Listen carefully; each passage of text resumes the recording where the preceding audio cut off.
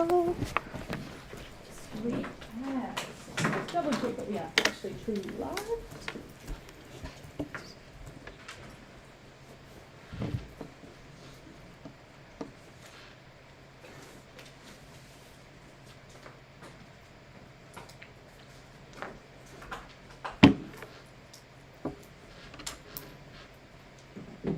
Perfect.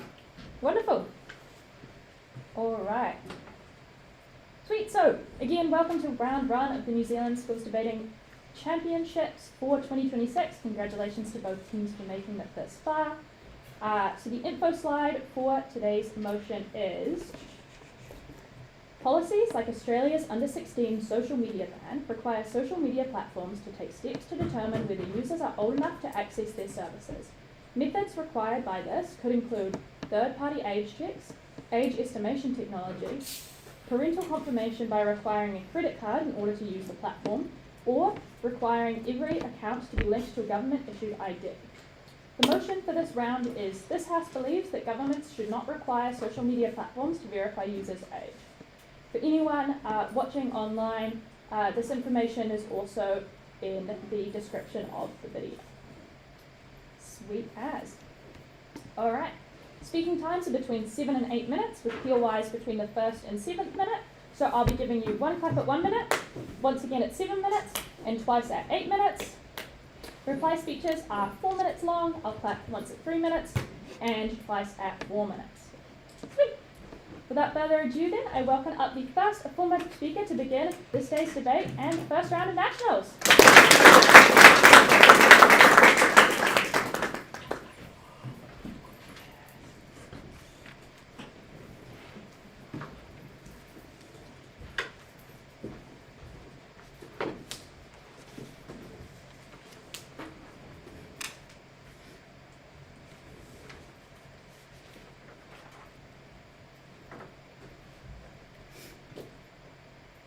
It is very unfortunate that nowadays kids are very sneaky. We also see that kids love social media, and so it has become a stigma that social media is bad. However, we believe on the affirming side of the house that we can change this. We can make social media become good again and help children be safe on social media. So again, this House believes that government should not require social media platforms to verify users' age. However, the affirming team would like to reframe this, and we would like to say that this House would rather have social media platforms create sub-apps purely made for children. Examples could be like YouTube Kids, Messenger Kids. Why not create an Instagram Kids as well? But that will be in our alternative point. But firstly, on setup, secondly, on our alternative model, and thirdly, why is their side of the House worse?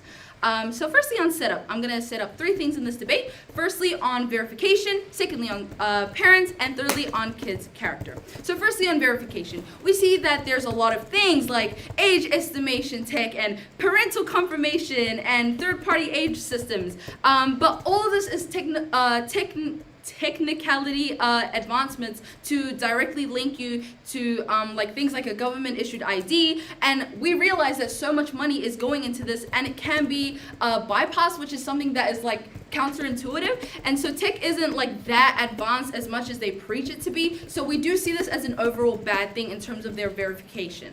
Secondly, on parents. Firstly, we know that they're very, very busy. They have work. They have so many other things to do. They have kids to look after.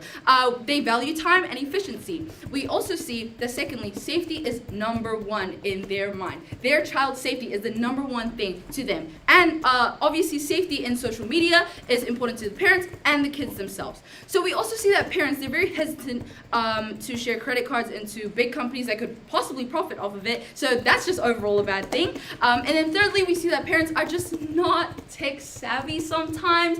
We see that often in like older parents, or just in terms of like navigating and like lengthy verification, which is just inconvenient in general, which I will talk about later on in this debate. Lastly, on kids' character. So we see that unfortunately they're very social media hungry, and they're likely to sneak onto social media, and because it's just an age where rebelliousness is just super trendy, and we also see that they are they're technology savvy, and so they know how to work around things like this. They know how to maybe search for things like this, and they're just impressionable to communication because they obviously yearn for more connections and more friends and things like that. On that point. So, yes? Don't you agree that if the government is involved, they are incentivized to have very high capacity to stop data breaches on apps and use the best age verification methods? Absolutely, but I also think that things like this have been put in place, yet we still see time and time again, things are obviously being put into wide ranges of data, and things like selling information to others, and we just see that that's not quite effective as they completely preach about it like so. So we see that our alternative looks like algorithm that's catered to kids. So when we look at this, we look at it as a separate app, and we see that there shouldn't be any verification in terms of a bigger branch, because in terms of that, we just see that it actually prohibits them for a very brief moment, and then they have access to the whole thing anyways. So it's just not that effective. And we also see that kids, in our world, kids can't talk to whoever they want or the users that they want to, because communication is heavily restricted in children-used apps.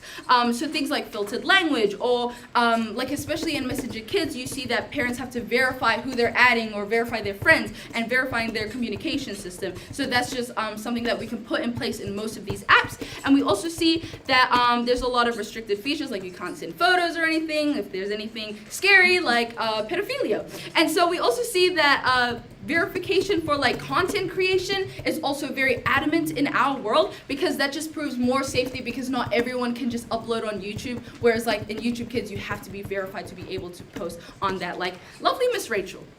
So the mechanisms for this is that firstly, by changing the usage of money, putting it into app creation actually holds more innovation than trying super hard to give them 10% of a big app that higher ages are have access to. So a new app is just more better in terms of efficiency and actually prioritizes the children's safety more than the comparative side. Secondly, we see that both sides, I'm sure, can agree that social media wants engagement the most. That's what they want. Knowing this, our alternative works both in the platform's favor and the parents' favor. How is this? Firstly, platforms. They're more likely to have educational pages for parents because it is a kid app, and so it just incentivizes parents to actually learn and let their kids use the app, which is equals more engagement, which is really good. And then secondly, we see that parents feel safer knowing that they are apps solely made for their children, and it's just a safe media, which is just a good thing, because obviously you can't guarantee on an app where everyone can use it. So the outcomes of this is that firstly, child safety actually works in our world.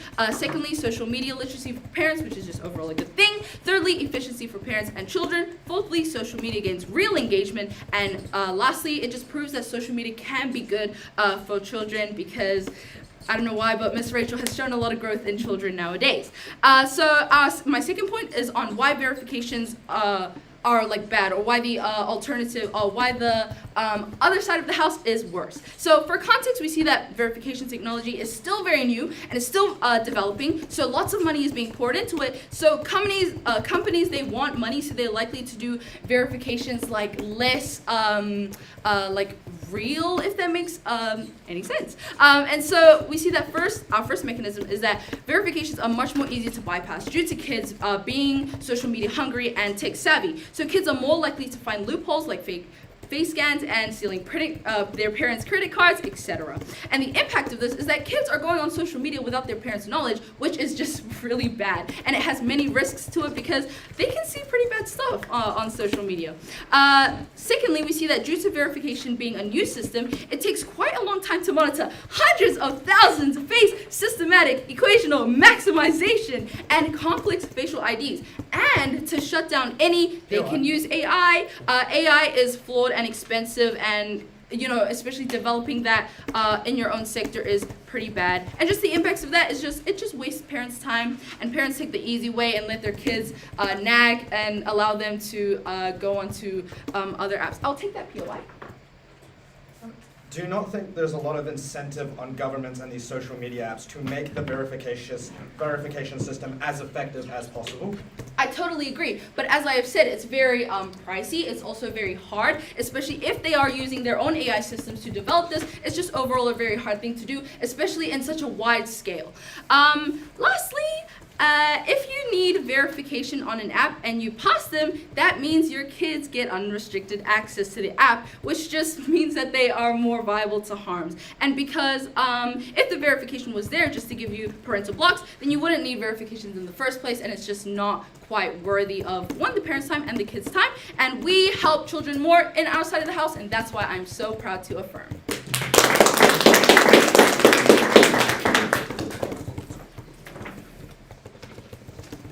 Sweet, I thank the speaker for their speech, and I'll now invite up the first speaker from the debating team to start out their team's case.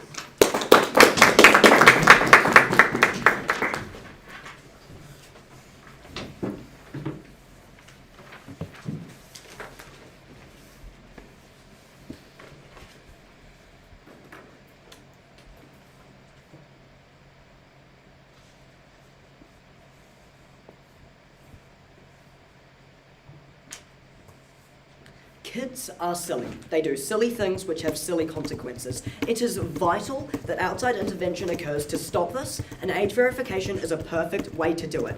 4 things in the speech. Firstly, some explicit rebuttal. Secondly, on some setup around effectivity. Thirdly, on our main substantive point on keeping kids off social media. And fourthly, on app security, which we get additionally on our side of the house. Firstly, some explicit rebuttal. AF's whole case is basically contingent on the fact that these kids are going to be incentivized to go towards these kid apps instead of the adult ones. 2 reasons why they're not. Firstly, they never actually told us why they're incentivized to go to these kids apps. And secondly, I tell you that, more often these adult apps are going to be more attractive to these kids, right? And there's no way for them to get off them, right? Because they're going to go there because they're very curious and going to be likely to go there, and they want to act grown up, so they'll do grown up things and go on these apps, right? Okay, firstly on setup for effectivity. The government is going to require the social media apps to do this, right? What are the results of this? Firstly, this is likely to happen on all kinds of social media. And secondly, the government is going to really care about this because they're liable to voters, right? Which means they're going to take very, very big precautions to make sure this is a safe policy and make sure it is effectively done with effective measures, right? So although AF tells you that the technology is new, the government with their very, very large capacity is likely to be able to find ways to make this as safe as possible under the status quo, right? What? Note, AF must take this material out to prove why verification is unlikely to actually be successful in the first place. Okay, on our first main substantive point, how do age verification methods keep kids off social media? Some framing here firstly. How do kids get on sites that they shouldn't be? Well, 2 reasons here. Firstly, they're going to stumble onto them because they're unregulated, and oftentimes these worse sites are going to be more attractive, right? These kids are curious, and they don't fully assess or understand risks because obviously they're kids, they're naive. They're not actually going to take precaution before they go places, right? And secondly, the second reason they might get on these sites is parents let them on due to negligence or other things like this, right? Okay, so why does this age verification keep kids off social media? 4 reasons here. Firstly, kids are unlikely to be able to figure out how the technology works because obviously this is likely to be technology that's going things like putting in government ID numbers and stuff. It's likely to be things that kids are instantly confused with, and because they're kids and quite volatile are likely to just give up because they didn't want the curiosity that bad anyway. Or they're if they can't figure it out, which means they're going to be likely to kind of go to their parents, right? And I'll explain what happens here soon. The second reason, if the kids figure it out, they're just going to be flagged as underage and not allowed on the apps, right? And thirdly, even if the kids bypass it, there's going to be a minimal amount of kids that do bypass it because it's very difficult, right? And there's a high barrier to entry. But secondly, we tell you through our second substantive point that even if they do get on, the app climate is going to be comparatively safer compared to what it is in the status quo. And there's going to be less kids on even safer apps, which is going to be inherently beneficial for our house. Okay, the 4th reason is parents, right? So I think I tell you here that at the point in time where the government enforces age verification on these things, they obviously care about negative harms in social media, like on kids, right? Which means they're likely to campaign this and make this very, very available to the public, right? Which means parents are going to be very likely, or a lot more parents are going to be very likely to buy into this, right? And parents are going to be like a lot more likely to realize things like social media harms for their kids, which means that like if the kids can't figure out things and they stop and like they go to their parents for help, their parent is likely to be more educated on the risks of like underage kids on social media, so they're going to be more likely to say no, and the parents are going to just take more general precaution around their kids online in the first place. Okay, what are the outcomes here? Well, at the point in time that kids are curiously accessing stuff without assessing risks, it means they're very, very likely to do very stupid things because their curiosity is just going to take them further and they're not going to understand risks, right? So therefore we tell you less kids on these apps means less of these stupid things happening, right? Some examples of this is things like grooming, which is utterly life-ruining for kids, right? Things like accessing mature material, which can desensitize kids, lead them to believe that doing certain really bad things is okay, which can mess them up in life. They can make poor social decisions. They can do very, very questionable things in their adolescence and as they grow up. And they could do things like getting in like an unhealthy dopamine cycle in a very early age because content's very addictive, right? Which means that they might be like unable to concentrate at school, which means that they're going to have like a worse education, which means they're going to have like a worse life, right? And they can miss out on like fundamental things like building discipline, right? Okay, Wayne, why is this so important? Well, we tell you that kids are developing and forming. They're in a very, very volatile time in their life where they're likely to need very, very healthy things to guide them, right? If they go down a bad path, they're likely to keep going down there, and it's going to the harms are going to be substantially amplified and continue into the rest of their life, right? And the second piece of framing here is we tell you that it's so important for the government to want to do this right now because online harm is getting worse as tech progresses. It gets worse and worse. People find more sneaky ways to harm kids online, and they're going to be more susceptible to it as time goes on, right? Before I move on to my second point, I'll take a POI. So, when you talk about how the government has capacity to make this verification efficient, can you explain why they would prioritize this over something else? Well, I think the thing is governments really, really care about parents being angry, right? Because parents make up a large amount of their voter base, and when parents are outraged because their kids are being groomed online, I think they're likely to prioritize this because it's going to stop them from alienating a massive portion of their voters. Okay, our second main substantive point on app security. Okay, some framing here. There are a wide variety of users on social media of both age, origin, and purpose, right? And currently apps in the status quo are relatively unregulated, and this is the stuff in apps world, right? And the regulation is done by the app themselves, who doesn't have massively strong incentives to hold accountability, right? So that means if the government does come in, the incentive to hold for accountability is going to be a lot higher. They're likely to force these social media programs to actually implement safety features, right? Okay, the mix here. Well, we tell you that things like ghost accounts and people who catfish people, it's those accounts are going to be unlikely to exist because a 46-year-old man is going to be unlikely to be able to actually pose as a 13-year-old with all of these barriers, right? And they're going to be flagged by the apps and stuff, and it's going to be difficult to get on. And secondly, we tell you some a mutually exclusive benefit on our side of the house is that more data circulating in these apps is going to mean that things like app violations such as assault and cyberbullying can be shut down more easily, right? Two reasons for this. Firstly, apps are going to be more careful because they're liable to the government. The government is telling them what to do, and the government has an incentive to do things very positively, right? And secondly, this data that they have through government IDs and stuff can make things like grooming cases way easier to pin the actual blame on someone and get them potentially jailed for it, right? So, what are the outcomes here? Well, we tell you less on-harm app for users is going to be a safer climate for not only the children, but all users on an app, right? The scale of this benefit is going to be humongous, and these, vulnerable underage people are going to be benefited even more. And some weighing, right? This is obviously the scale of this impact is massive, right? Apps, additional benefits can include apps gaining better reputation, which means that more users are likely to engage with them, which means more profit for them, right? And importantly, the government has less safety concern, and they're going to be more satisfied with social media apps and how they operate. Thank you.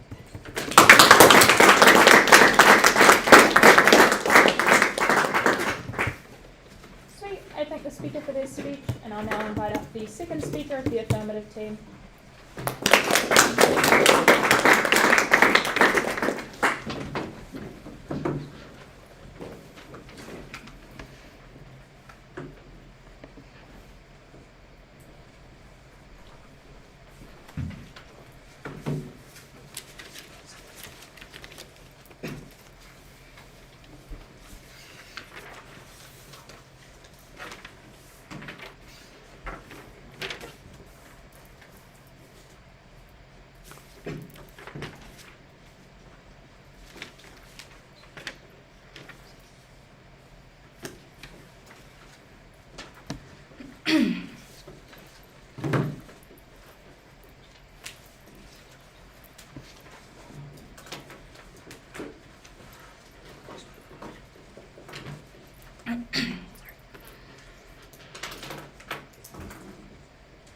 Where the negating team's case falls flat on its face is where they believe that the government just has this like impossible biggest capacity of all this money in the world to put all these resources and all these money into this app safety. All right, 3 things I've noticed through their case. First off, the safety on kids. Second off,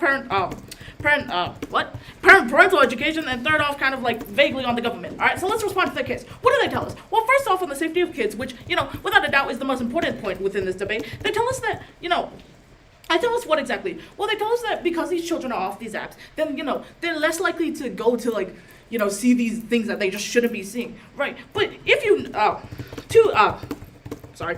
couple responses to this. Number one, you know, we've already established that these kids are probably likely to sneak onto these apps, and they're probably likely to, like, and it's very, they're probably likely to sneak onto these apps.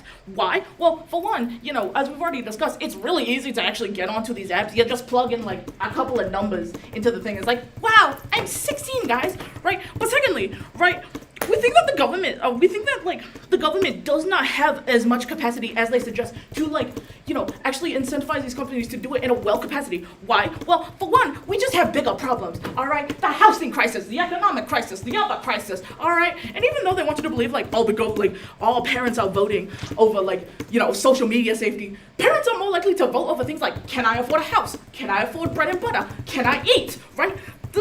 Well, to some degree, parents, yes, they do care about their children's safety, but their first mind is not like, oh, you know, my child's on app. No, their first is, oh, my child's out on the streets with no food, all right? So the government probably isn't going to put as many resources into this as they want you to believe, right? But second off, what am I saying? Oh, right. You know what? Yeah, we'll take that, actually. Don't you agree that simply like setting up an identification number, like select it, isn't really going to cost the government billions of dollars in a lot of time? Obviously, it's not going to cost the government like billions of dollars, but also it's not even that effective. Like I've already explained to you, bro, I punch in 5 numbers, oh yeah, 60 plus app, right? That's not an effective thing to keep these kids away from these harmful material, right? So second off on like parental education, you know, again, they're like, oh, parents are going to be educated. Parents, like, because this is so available in widestream, parents are going to care and they're going to be educated. Like, this kind of links to the last response. Bro, the parents want to pay the bills. I don't think they have the capacity to not necessarily care, but if you're living paycheck to paycheck, your next thought is, I need bread. Not, oh my gosh, let me educate my child and take like hours on hours, because we all know them kids like to ask, why? Why? Right? It's just hours of why, when I could be using them hours getting sleep for my next shift. All right, and then third, so then what is actually likely to happen on this side of the house? Well, what's likely to happen is that these kids go into these sites, and because these sites are regulated for 16 plus, bam, it's all mature content. Bam, like they want you to believe that, like, oh, you know, even if a child gets into this app, it's going to be safe. No, it's not. It's a bunch of 16 and overs, right? 16 and overs do not talk about Miss Rachel in slime unboxing videos, right? They talk about, like, I don't know, vaping. They talk about things that they want to do behind closed doors, things that children should not be seeing, right? Oh, sorry. So then the third response I'd like to give to their kids is like just kind of building up on incentive and like why these children are likely to go into these apps in the first place. So first off, it's just easier, right? It's easier for a child to log into YouTube Kids than it is for them to go through 7 drawers, grab a credit card, punch in the numbers, right? Like it's just bam, I'm in YouTube Kids, right? But also we think that these we think that these companies are like likely to make these apps in the first place. Why? Well, as we've already characterized, one, children love social media, they love their doom scrolling, right? But secondly, you know, like even if it is a small amount of people, like even if an app's fan base, whatever the user base is like a small amount of children, they still want their money. They want their money's worth. So obviously, it's going to be like more money efficient, that's the word we're gonna use, money efficient to, you know, make a whole other app, because then you're sending in the moolah, but, you know, you keep the government happy and you keep the parents happy, right? I will take that point before I move on. Why is making sub-apps exclusive to affirmative? Why is it? Oh, well, because on your side of the house, right, like, first as I already told you, if I'm gonna have, like, all these safety measures, like these verification things, and then I'm gonna have the apps, what's the point of the verification thing? Just go straight to the apps. Why are we adding a second step for our first step for no reason? Just do step 2, right? Okay, so moving on to my my split, right? Two kind of splits I bring to this debate. First off, why is it likely to happen? Which I've already kind of talked about, but I'll just explain it again, just to be concise, right? So first off, obviously the government does endorse children's safety, right? But secondly, companies are money hungry, and we think that it's just significantly easier for the government to be like, hey, make YouTube Kids, and it's more likely for these companies to follow it because, again, money, than it is for the government to go like, hey, you have to add freaking AI, facial recognition, put all this money into whatever verification, right? And it's probably more of a back and forth on their side of the house, right? So then, what are the mechanisms of this? Well, because. Oh, wait, what? Yeah, so like I said, children are hungry, so more of an incentive. But also, they're likely to do it well because they want more kids on this app. So then this app is probably going to have a better algorithm, right? I will take that point before I go. On your side of the house, you don't support age verification. Therefore, if it doesn't exist, why exactly is there a higher barrier to entry to these adult apps compared to the kid ones? Sorry, can you repeat that? I'm so sorry. On your side of the house, you don't support age verification. Therefore, it's likely to get dropped, right? Therefore, if it doesn't exist, why exactly is there a higher barrier to entry to these more adult sites compared to the kid ones? Well, because, again, right, like, these kids, they want to watch Miss Rachel. They don't want to watch Shady Man in back of alleyway and, like, freaking black market YouTube third page of it, right? Like, the children, I think they, like, overestimate how curious children are. Curious children just want that hit. They want to see you press your fingers into slime. They don't want to go searching through 10 million pages of YouTube to find sketchy man, right? So, okay, even after all that, right, let's move on to the split, I guess, kind of. But, like, even after all that, even if you didn't believe literally everything I just gave you, which, ow, rude, right? But why does this then affect, like, the parent-kid relationship? Well, first off, like we've already established, these children are sneaky. That's bad. As a parent, you're always worrying about your child. That's just your job. You don't want your child stealing your credit card, right? So then what happens? Well, one, it damages the relationship, and two, they're less likely to trust their kid. And sure, Negative might come up here and be like, oh, I don't care, right? But we still think that this should hold at least some semblance within this debate because, as both sides have established, parents do care for their child. So if that relationship is damaged, then two things are likely to happen. One, you're either going to go full helicopter mode, I'm going to watch you all times, and that's just, right? Have y'all seen helicopter kids? They never turn out well, right? But secondly, the parent might just be like, you don't want to listen to me? That's all good then. Don't come for me to help. Don't come for me for like whatever. And on either side of that, that's still bad. So what matters at the end of this debate? Well, at least, so what do you have to believe at the end of this debate? I mean, at the end of my speech. At the end of my speech, what you have to believe is that, one, the government has more incentive on our side of the house to do these things. And secondly, we keep kids safer, which is at the core of this debate. And for those reasons, I am very proud to affirm.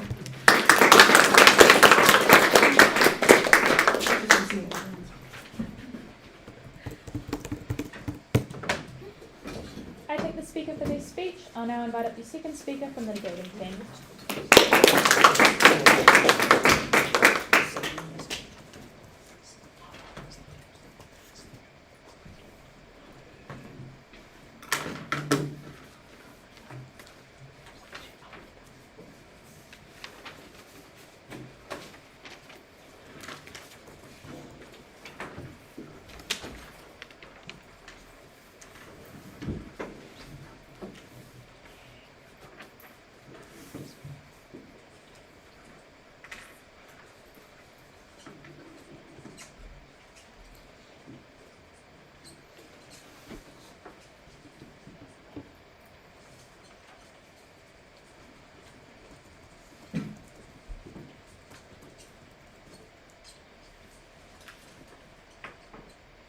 Three things to do in my speech. Firstly, on effectivity. Secondly, on protecting minors. And lastly, on this age verification point. Firstly, on some framing around the effectivity and what sort of the government cares about. And I think it's very assertive from AF to come out and say that the government just doesn't care and has other priorities ahead of it. Because when when a majority of New Zealanders are parents and care a lot about their kids, as AF themselves claim, they have their kids' security, their kids' safety at the forefront of their minds, the parents want to see the government enforce action onto making sure their kids are safe on social media, that kids are safe when they're on their phones 24/7, when kids are safe when they are on the thing that they are likely on and using the most. And I think it is very important to emphasize that the incentive on the government to make sure that social media is being monitored in a way that makes it safe for kids, or makes sure that kids can't just get onto these apps however they like, is very important. There is very high incentives to look good on this. But then also social media in general has huge policies around it. They also have huge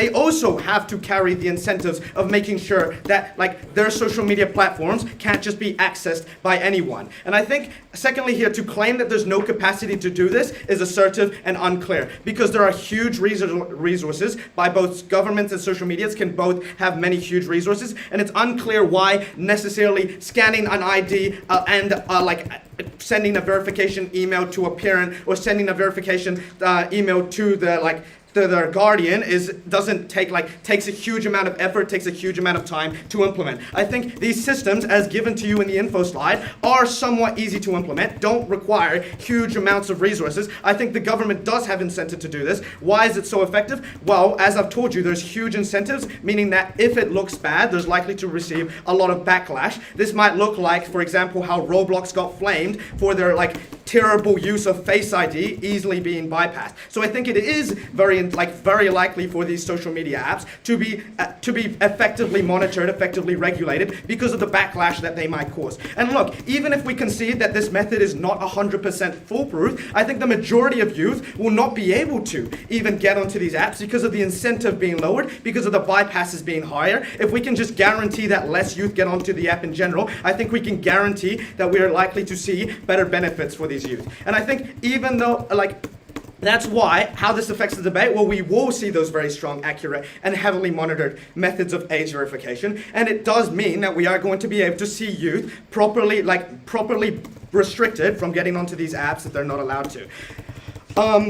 Okay, so firstly on my point of crash around protecting minors, right? And we hear a couple points here. I think the first point is around the fact that, on sub-apps. I think the sub-apps point is really, really weird because of the fact that, hey, look, any type of person, it instantly creates an area where kids can be targeted, right? And any type of person can access these apps because these account ages can't be verified, right? This could mean that these sub-apps could potentially be misused. We are going to see because of the fact that kids are now in this general area, people know this is a kid's platform. I think it is likely to see people taking advantage of these platforms where all these kids are here. No, this is new substantive.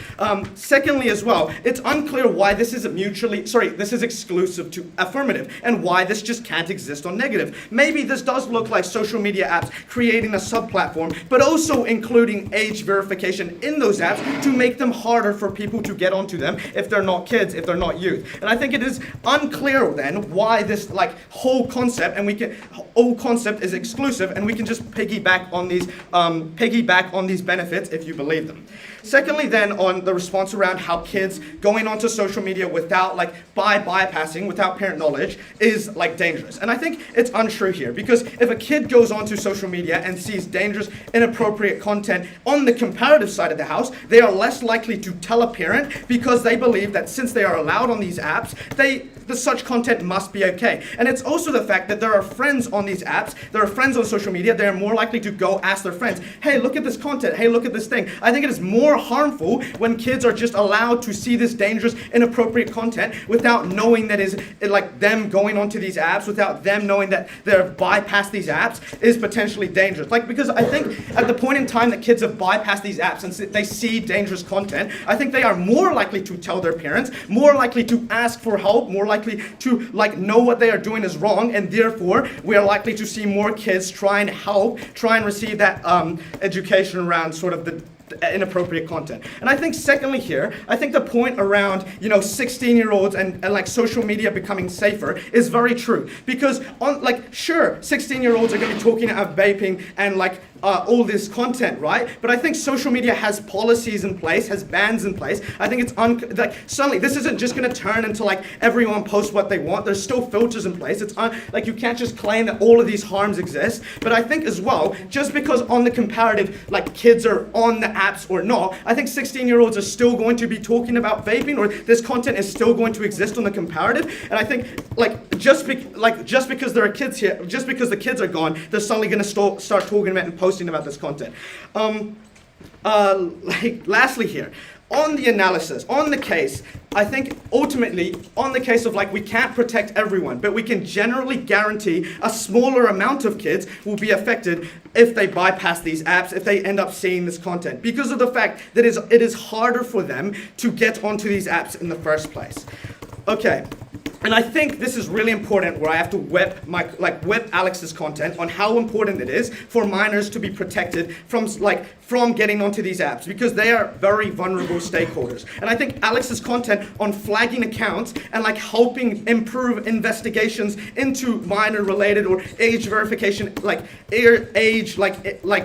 verified users is very important and has been left unresponded. I want to whip that back up. I hope Third can do a good job shutting it down. And lastly, I'll put on some extension here. I think verifying age, also, I think we have to widen the scope of this debate a bit, because verifying age doesn't just mean verifying age for younger users, it also means verifying ages for everyone, which generally means you are proving a user as a real person. And I think this is where my substantive contribution of the debate comes in and my split point. I think the point in time that you can prove a user's age, whether that be through ID verification, being able to prove that someone exists, being able to prove that they have a real presence or real age, means you can likely prove that they are a real person. Meaning you can target these bot accounts, you can target these scams, you can target the spam content. I think this has huge implications for what social media looks like as a whole. I think it looks like you will get less scams, you will get less people online, less fake accounts online, less content being put out online by random accounts or easily made accounts, because it is harder for you to make an account in general because there are more steps involved. And I think this is something you should weigh really, really highly in the debate. So what does it look like at the end of the debate? We are going to see effective age verification systems in place to stop kids getting onto these social media platforms. We are going to see these social media kids being able to, we aren't going to see those harms of kids being on social media because they aren't on the apps. But then also the fact is, if these kids do end up going onto these sub apps, if these kids do get onto this thing, it puts them at the risk of them being targeted and taken advantage, because there is a higher likelihood of them being found because of the fact that these instantly tell you that there are kids here. I think ultimately at the point of this debate, proud to negate. Thank you.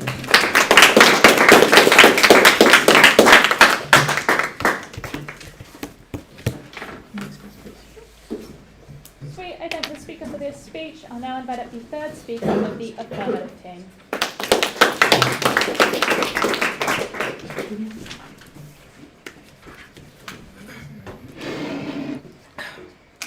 Starting my debate in 3, 2, 1. Two clashes in today's debate. Firstly, which side better protects kids? And secondly, are these verifications going to be effective with government help? But firstly, on are these verifications going to be effective in the first place?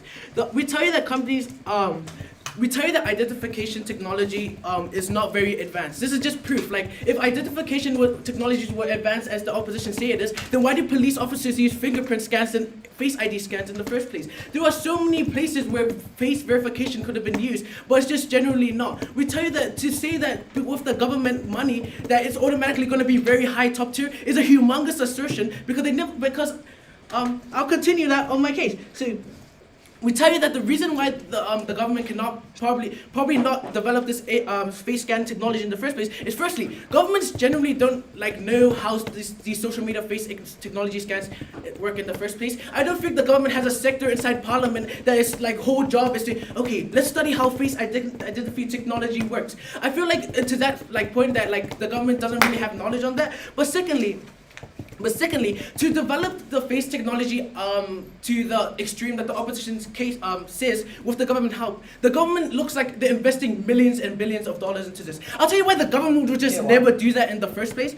We tell you because it's so unpredictable to see how face ID technology will advance in the first place. The government is not going to just throw in millions and billions of dollars so we can reach high capacity, because it's generally just unpredictable. The government could just never predict the future. The government is a business as well. They have so many many things that they cater to that we try to tell you as well. We see that there's so many things like homelessness or the wars. There are so much big red flags that the government has to look after. And let's just think realistically, sense check, the government is not going to put millions of dollars to upgrade it to have the best Face ID scanning technology. So at the best, the Face ID scanning technology is probably not going to be the highest grade, and because it's not the highest grade, there's probably going to be reason to believe that there's probably going to be bypassing systems in it, because that already occurs in the current status quo, and it's very uncharitable to say that it just doesn't exist. It's a reoccurring problem and should be weighed at the end of this debate. The second speaker also talks about how verification just doesn't exist. I feel like it's just uncharitable that verification just doesn't exist on outside the house, but we've emphasized that age verification should be done. So if you're like a robot AI scammer and like you have to verify your real your account that show that you're like a real person, I don't think you generally need an age to like verify in a certain way. Like I feel like companies just already don't want scammers on their apps in the first place, so they probably like are gonna have verifications to know that, oh, when was this email created? Is this like, what is this username? Like there's so many other ways that you can verify. You just don't need age to do this as well. But yeah, so. And the reason that we emphasize that our solution is far more better is because you can actually predict what child apps do. You can never predict face identifying technology that the opposition can do, but you can obviously prove that Messenger Kids will work because it's just very straightforward. It has limitations. It doesn't use high advanced technology. It uses technology that already occurs in the current status quo. So therefore, the government is more likely to invest millions of billions of dollars into it because we already got proof that it works. You don't need the proof that they have to try and prove. And for them to prove that their impact will be weighed to win this debate, they have to prove why the government will implement millions and billions of dollars, especially in a corrupted world inside the current status quo. But secondly, which side better protects kids? I want to emphasize, we want the government to not put money into child safety age verifications. We want them to put that millions and billions of dollars into making sub-apps directly for children. Because firstly, we tell you the reason, these sub-apps are normally like, companies have the already expected that these parents that are downloading these apps care about their child's protection. And so these child protection apps, these child-made apps are normally to have much more educated qualities as well. They're most likely to have more useful technologies like having a parent account that looks over the child's account in the first place. And we already tell you the benefits of social media that I feel like went unresponded to, that we told you at first affirmative. The benefits of social media is because we grow up in a world where social media is everything. We even teach social media in classes for level 1, level 2, level 3, even year 10 at some schools, because social media is inherently a thing that is in the current status quo and is in the future. We tell you that when social media is used efficiently with the right corrections, we see that social media can be a benefit because it's a place where you can get knowledge. Like in the current status quo, we should think social media as kind of like a calculator. Like a calculator, how people evolve into like being much more smarter, being much more easier to solve equations, having that like tree of knowledge. But back in the day, they never had that calculator. Whatever. Yeah, so we also tell you that kids want social media. Social media technology, face identification technology is not advanced, so it's far more better. We far more incentivize for the government to fund these. And we also tell you that on their side of the house, they're probably, after they pass the verification, that they're probably going to get released into the real app. I feel like parents normally get a false sense of security after they pass the verification that we told you from first as well. We tell you that once these parents probably get through this verification, they probably think like the job's over. But because they get like the real like raw app after the verification, it gives them a false sense of security, meaning that children are more likely to like go through like much more bad stuff in the direct harm of social media. And I'll take the PY. Can't we on side negating also get the kid apps alongside setting up the age verification? But what you can never do is that you can't just have both. You can't let the government invest both, because either both of them will be on not good quality. Because in this debate, we obviously care about the government's money. And when you have both, you can never put both into the government can never invest Like, let's say the government has $1 million.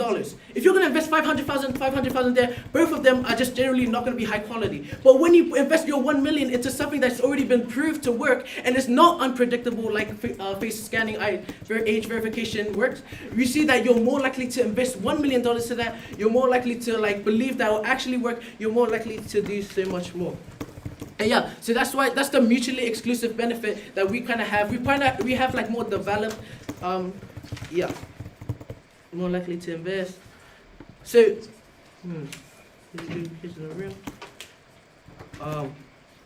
so that's why the opposition can't claim that they just have both, because like at the end of the day you can never choose two. But I feel like at the best case, worst case, at our worst case, what do you get? You get a kids app company. Oh, you get a kids app that is for children, but the impacts are still there of children being able to be safe. No matter what, your child is going to be safe. We put less work on the parents themselves. I feel like inherently parents are busy, so they'll probably decide to choose the one that gives them the least amount of time. And I feel like verifications are probably much more harder for a parent, where they can just download the app, especially when the app is made to cater to them in the first place. I feel like those impacts still happen at the end of the debate. I feel like we're able to claim that. And at the best case, yes, you may get verifications. Yes, the verifications may work, but at the end of the day, it's very unpredictable that their best case will happen, especially because they never really gave us like solid evidence other than the government's rich. I feel like that's not enough proof that it would actually be working in the first place. So I feel like at our best case, we're able to prove that will most likely happen. And yeah, this is what we want this debate. So proud to negate.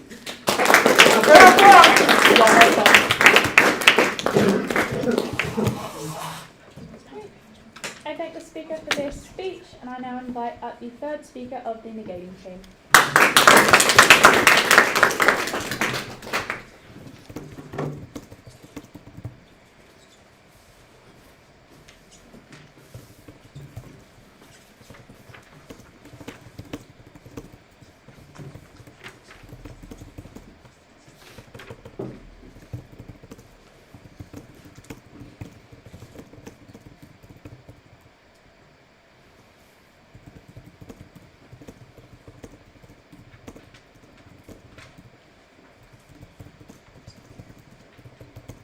Kid apps can easily exist on our side of the house, and we have a higher barrier to entry to adult or mature sites. Even if you don't buy any of our nuanced analysis, we still win on their own metrics. A couple of things in the speech. Firstly, on implementation. Secondly, on effectivity, but before that, some framing.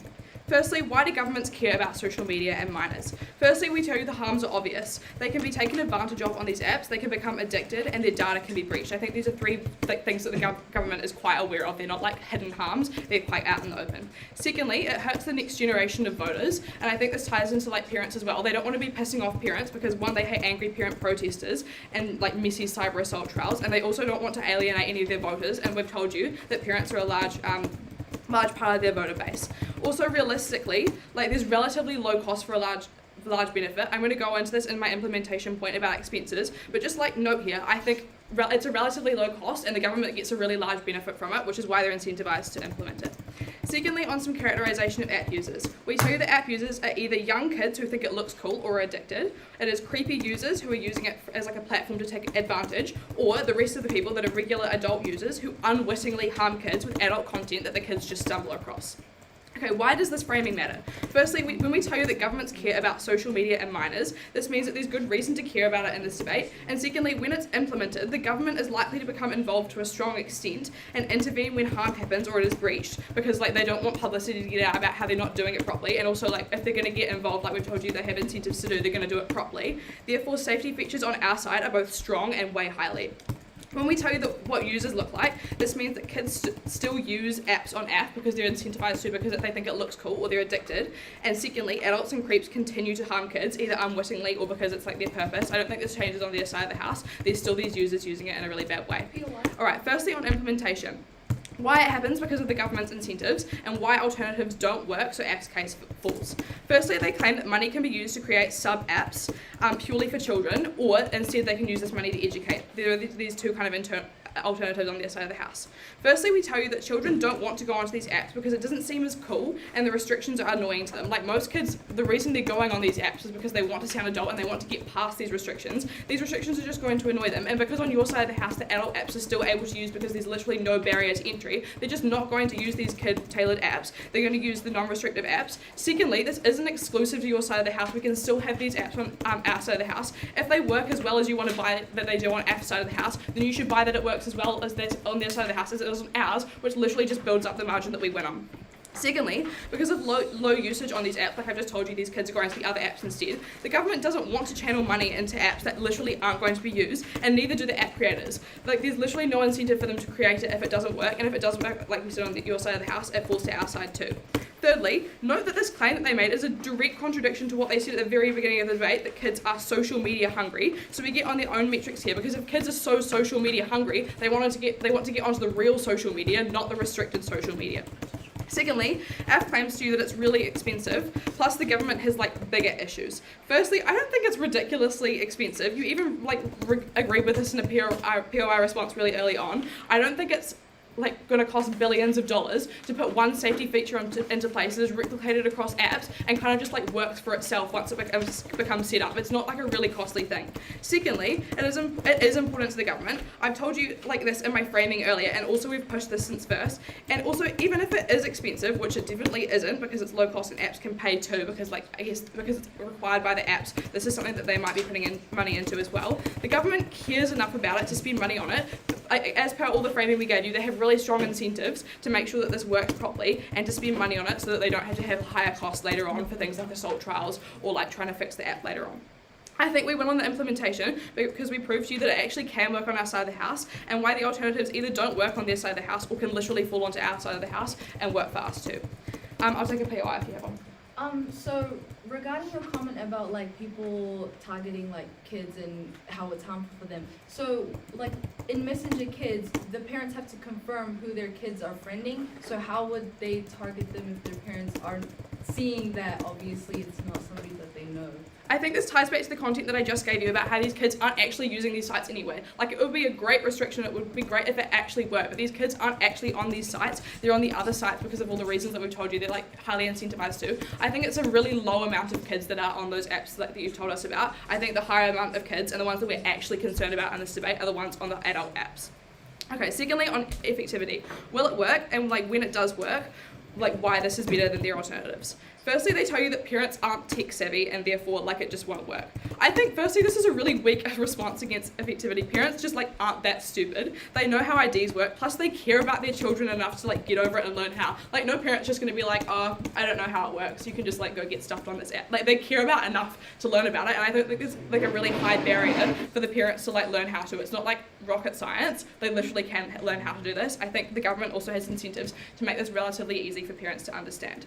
Secondly, this can be actually flipped to our side. Parents aren't super aware of social media, which is why kids manage to get onto these social media apps and the status quo. On our side, the governments make parents more aware because they're announcing that they've got a requirement, therefore parents are oh, this is really bad. The government's noticed it, therefore I should probably notice it as well. And also it gives parents a direct path to give their kids safe. It's literally just here it is, tick a box, your kid will be safe. What parent isn't going to tick that box and do that? I think it's a high incentive for parents, and it does work. Secondly, they tell you that they can be bypassed really easily, and tech isn't advanced. Firstly, on your side of the house it can be bypassed really easily. You gave the example of plugging in numbers. That's your side of the house. Our side is ID verification, third-party checks, or literally anything other than just plugging in numbers. Secondly, even if it can be bypassed on our side, it's harder, therefore there's less kids being harmed. Plus, our content at first tells you that the app environment becomes safer because of government intervention and accountability. If the government's involved, the app's going to have higher incentives to make it as safe as they can because they don't want to get caught out by the government for doing something they shouldn't be doing. I think we went on that point of effectivity. It does work, and it's far better than any of your alternatives. So how do we win this debate? We can win this debate in multiple ways. Firstly, by proving that AF's comparative simply doesn't work in its implementation, so their case falls. Secondly, by proving that even if it does work, it's not exclusive to their side of the house, so we can literally claim all their content on our side and we win by an even bigger margin. And thirdly, an independent way that we can win is by proving that because of government capability and incentives, our side is able to get more minors off adult apps, less minors harmed, and generally safer app environments, which weighs incredibly highly. as it is acknowledged by both teams, is the most important. The most important thing is child safety. I think we get this better on our side of the house. Going back to some of our points that I think went a little bit unresponded to. This ties back to some of the content that I just gave you before, on why we get a better environment for kids even if you do get past the barrier to entry. We told you earlier on about like accountability and better reporting systems and safety measures. I think that even at the point in time where you don't buy any of our effectivity content and like kids still manage to get onto these apps, we told you have this government accountability and better reporting systems, and therefore like the entire app environment becomes safer. I think this is also like good for social media apps because they get a better reputation in the world and like the government as well, because they're actually caring about minors, which is a really large demographic for them. This is incentive for governments, this is incentive for social media apps. I think it's a safer environment, it's safer for all the children. At the end of the debate, it sounds like even AF agrees with us because it sounds like they want our case so proud to negate.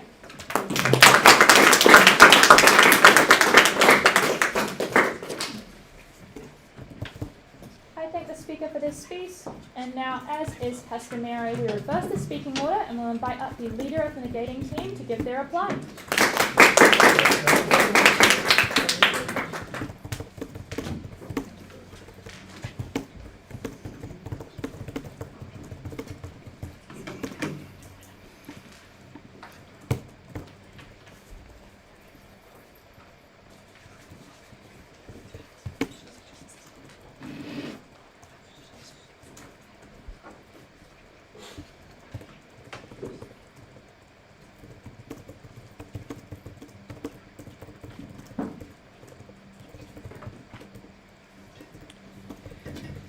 Two things to do at reply. Firstly, on effectivity, and secondly, on protecting children. So firstly, on this effectivity point, and I think two sort of major points sort of stood at the end of this debate. The first is on the government's incentive, and the second was on technological capability. I think the first thing about government incentive was really, really interesting because of the fact that AF want to come out and claim that it is not in the forefront of government's mind is incredibly appalling because of the fact that it is very clear that the government care about their voters. The government care about the pressure that parents put on them. They care about the next generation. If the fact stands that it is hugely in the government's incentive to do all this, to try and make sure kids are safe on this platform. The backlash they can receive is incredibly harmful. They have huge amounts of incentive, lots of possible resources to do such, to enact such change. And I think as well, secondly here, I think the fact that it only takes a small amount of cost. We gave you examples on how this is done and can create such a large benefit does seem like a low-hanging fruit for the government to take. And I think second here on technological capability. And I think it's unclear, it wasn't never fully proven why technology isn't fully accurate, why it can be bypassed so easily. Because I think it's untrue to say that it is possible for these social media apps to have such resources, to have such implementations in place that can guarantee at least a majority of these kids cannot get onto these apps. Third AF themselves said that there's huge money being put into proving why to stop fake accounts, to stop people just making fake accounts that do not prove they're real. I think the same applies here. There's huge amounts of resources capable into being put in to stop technology from being overused, taken advantage of. And I think as well, the fact still stands that the quote that parents are busy is untrue because of the fact that in the status quo, it is more harmful because of the fact that there is no age verifications. There's no clear gate at all that stops kids from just walking through the door into the world of social media. And I think it's I think at the end of this debate, framing will never win any of this. But I think it's clear then that for the most part, most kids will not be able to enter these apps. And so we're talking about a very small minority of them actually getting onto these apps, which at that point in the debate, these kids don't want to be on them because none of their friends are on there at all. And I think that's really important. Secondly then, on child protection. And the first sort of thing that we need to touch on is these sub-applications. And, look, we can point out that these are mutually exclusive. And to say that we can't have both doesn't work, because for sub-apps to properly work themselves, you have to be able to verify that there are kids and kids only getting onto these apps themselves. Because you can't just say, oh, we'll have sub-apps, but we won't be able to control who, what ages are onto these apps, what ages are getting onto these apps, what ages are using these apps. And I think as well, there's no incentive from these social media apps, from the government, to properly create these apps and put time and development into making them when kids don't even care care about them that much anyway. I think this is a really important point, because if you want to claim that kids are so social media hungry that they want to try and bypass systems, there is no reason as to why they would even agree to go onto these sub-apps instead. And I think ultimately, what does this debate end up leading to? Well, it is the harms of minors onto social media. I think it is very clear, very intuitive, why kids' safety on these platforms is so dangerous if they are just allowed to go fine and dandy. I think it's unresponded to why investigations into age-verified investigations are so important, why they can be so useful for the government to try and prove that accountability, to try and flag important things or dangerous activity that is going on. I think the content around child safety is very important as well, because kids are more likely to seek out help if they are going on when they are banned, instead of when they go onto social media when they think it is free reign for them. I think with all of these points addressed, stand neg. Thank you.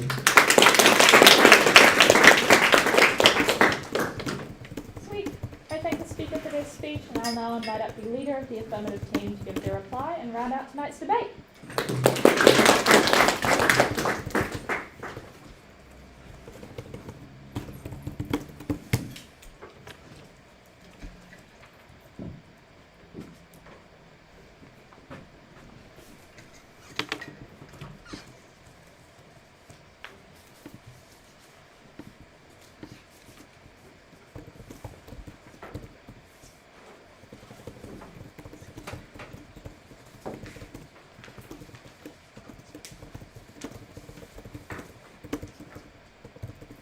We have seen a lot of clashes in this debate, but I guess that's what makes debate a debate. So let's see. Firstly, on what is more effective, which also is under government capacity.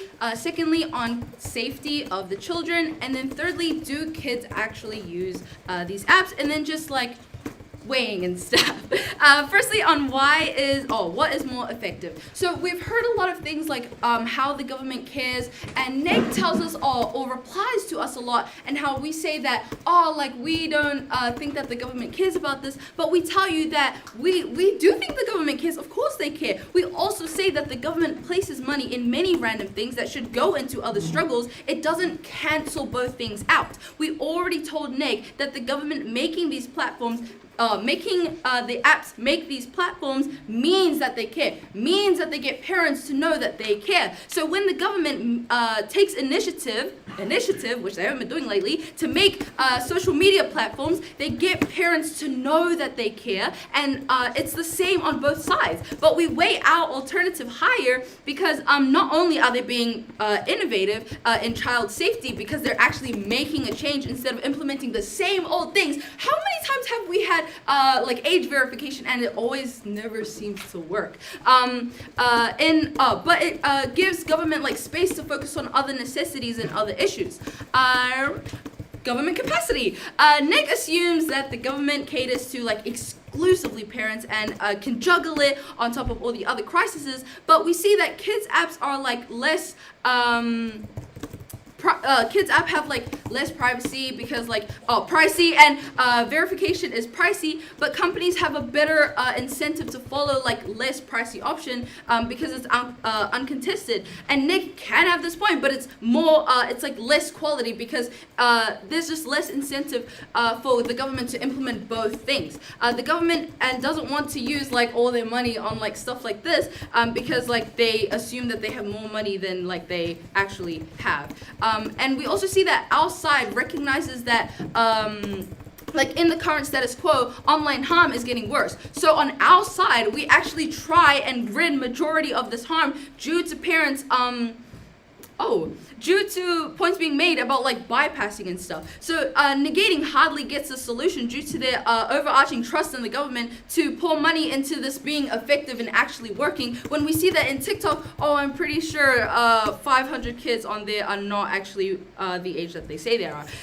So on safety, we see that lots of talk about protecting children and minors, which is absolutely important. I think it would be cruel to say that we don't care about that. And we want want to protect them from weirdos, but if YouTube Kids doesn't allow comments, point blank period, like we literally proved that weirdos cannot target kids, which means we create more safety. There's no like bad thing about that. There's no targeting kids on this, and just the point of being made about like verification on both sides. We've literally said that verification is not a thing on our side because it's an app for kids. So why is a grown man coming on YouTube Kids to watch slime videos? Like, that just doesn't make sense. I don't think they want to target kids anyway because they're not going to approach them via the comments and their YouTube name, which they won't even have. So I think we should weigh actual change higher than change that can be bypassed. And then lastly on weighing, we protect a wider scale of kids because there's a unique platform for the kids, and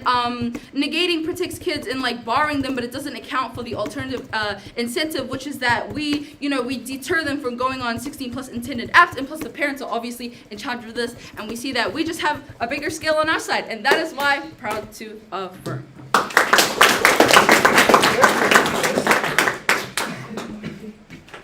Wonderful. I thank the speaker for their speech, and I thank both teams for a really wonderful debate. I invite you now to cross the floor, shake hands, or whatever alternative you may like, and get out of the room while our lovely educators go in.